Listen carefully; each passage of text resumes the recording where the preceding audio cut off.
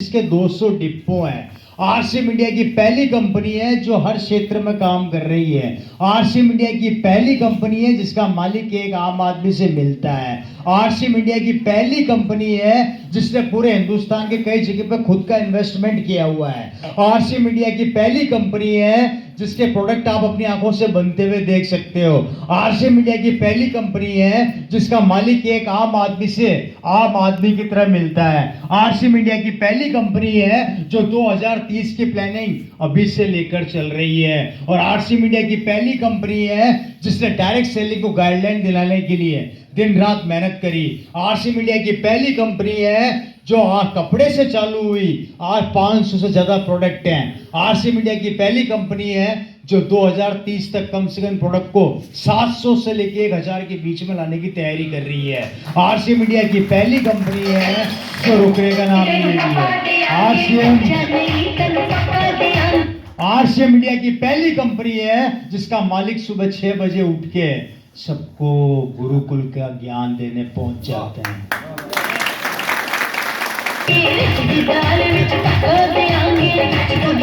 अगर उसके बाद भी हम ऐसी कंपनी पे शक करें तो अपने दिमाग पर शक कर रहे हो या कंपनी पे, मुझे नहीं पता।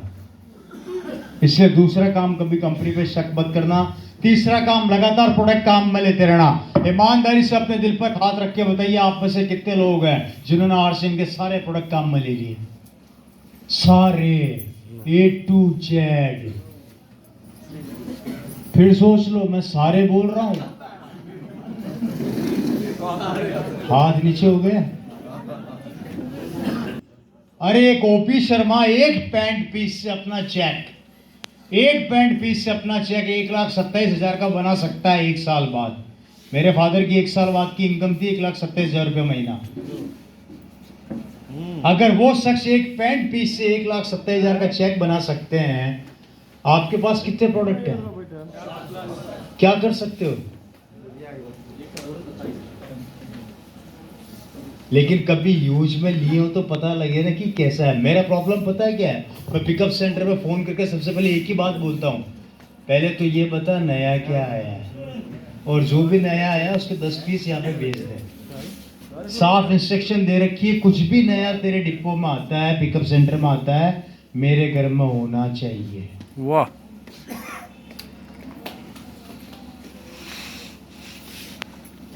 मच्छर मारने की लाइन से लेके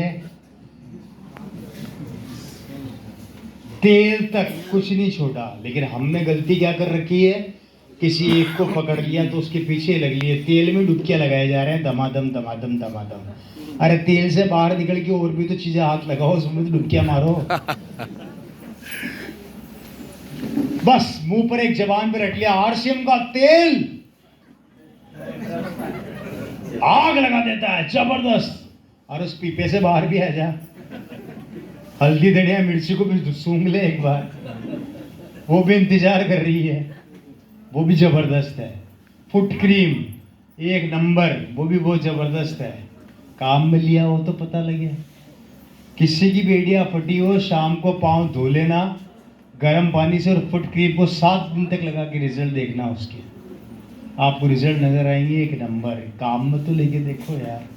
बहुत से ऐसे प्रोडक्ट है जो हम काम में नहीं लेते। इसलिए तीसरा काम, प्रोडक्ट को लगातार अपने घर का हिस्सा बना के रखो, और जो घर में दूसरी कंपनी का सामान पड़ा उसको उठा के बाहर फेंक दो। याद रखना, किसी और कंपनी का सामान काम में लोगे तो शाहरुख खान का बेटा मर्सिडीज में घूमेगा, BMW में घूमेगा, और आरसीएम का प्रोडक्ट काम में लोगे तो आपका बेटा मर्सिडीज और BMW।